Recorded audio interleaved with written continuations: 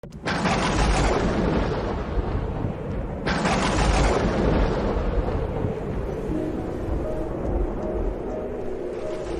Seigneur soit avec vous. Et avec votre esprit. Évangile de Jésus-Christ selon saint Matthieu. Gloire à toi, Seigneur. En ce temps-là, Jésus disait à ses disciples, « Si quelqu'un veut marcher à ma suite, qu'il renonce à lui-même, qu'il prenne sa croix et qu'il me suive. Car celui qui veut sauver sa vie la perdra, mais qui perd sa vie à cause de moi la trouvera.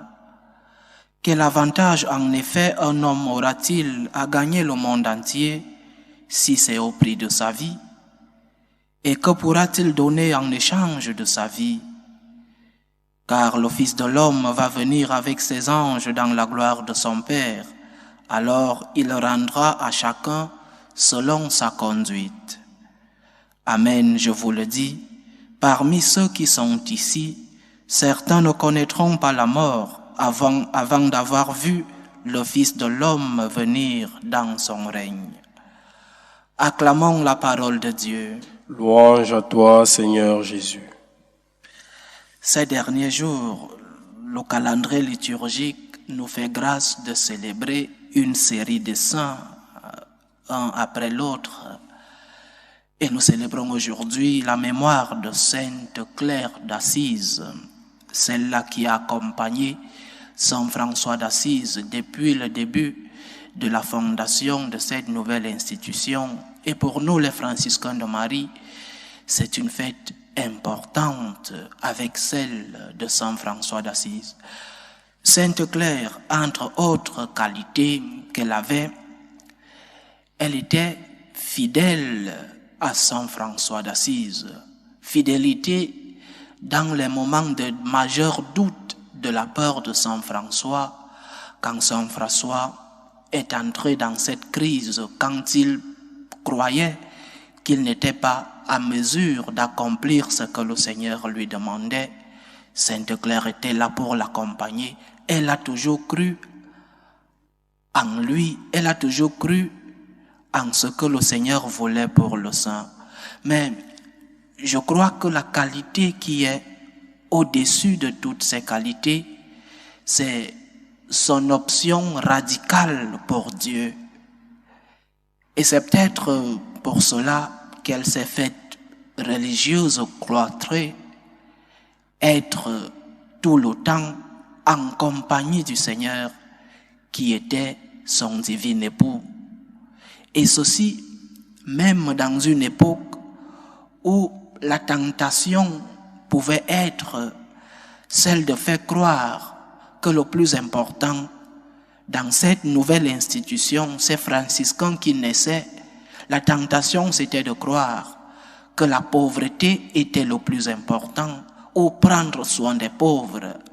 La tentation c'était de croire qu'on se faisait religieux franciscain pour la pauvreté. Saint François lui-même a dit qu'il avait épousé la dame pauvreté. Mais pour Saint François, Dieu venait en premier. Dieu pauvre, mais Dieu. La pauvreté par amour pour Dieu.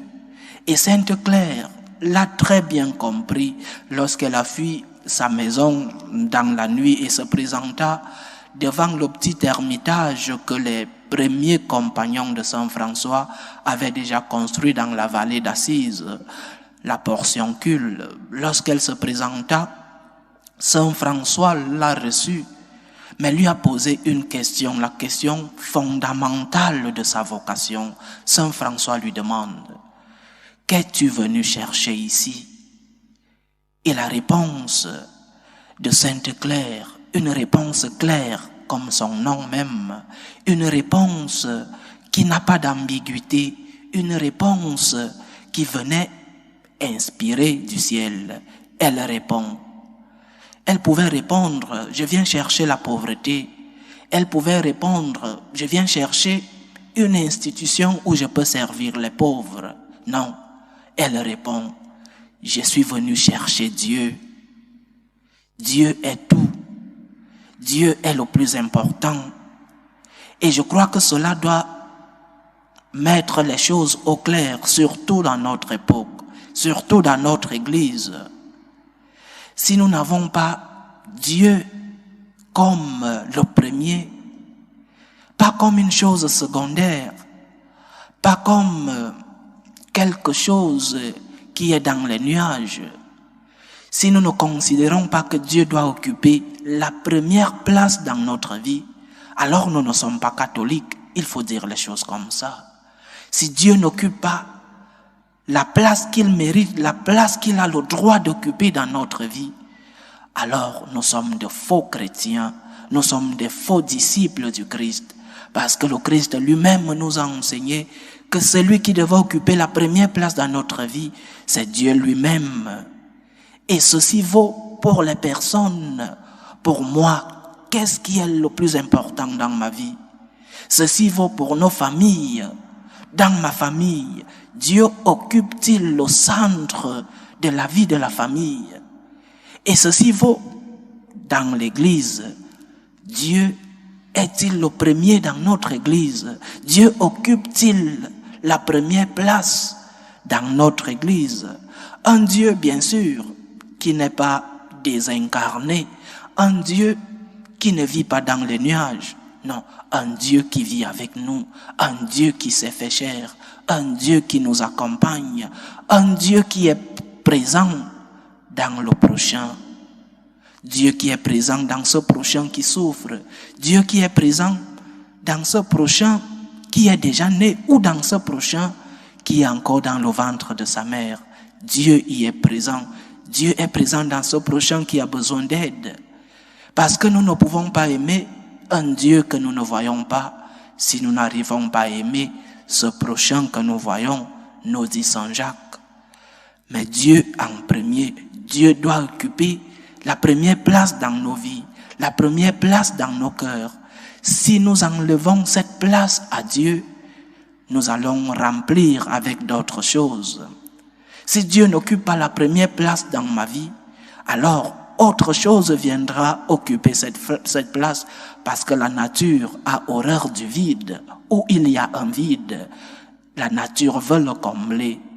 Et si Dieu n'occupe pas cette place dans nos cœurs, dans nos vies, autre chose, l'argent, le sexe, l'alcool et d'autres choses, mon travail est important dans ma vie, mais ne doit pas occuper la première place dans ma vie. C'est Dieu qui doit remplir cette place la plus importante dans mon cœur. Quand cela n'est pas fait, quand Dieu n'occupe pas la première place dans ma vie, inévitablement, une autre chose vient occuper cette place. Inévitablement, dans l'Église, quand Dieu n'occupe pas la première place, l'Église se transforme en une ONG, une organisation de service généralement très bien gérée, mais une organisation non gouvernementale. Nous, catholiques, nous cherchons Dieu en premier. Avant de servir les pauvres, nous cherchons Dieu. Nous servions les pauvres pour Dieu. C'est parce que nous croyons en Dieu, c'est par amour pour Dieu que nous servons les pauvres. C'est par amour pour Dieu que nous donnons à manger à ceux qui ont faim. C'est par amour pour Dieu que nous alimentons ceux-là qui ont besoin d'un morceau de pain. Sainte Thérèse de Calcutta disait à ses filles, « Nous ne sommes pas des assistantes sociales, nous sommes des religieuses. » Dieu en premier, et pour Dieu le service, et pour Dieu le reste, et pour Dieu ma famille, et pour Dieu mon Église. L'Église n'est pas au-dessus de Dieu.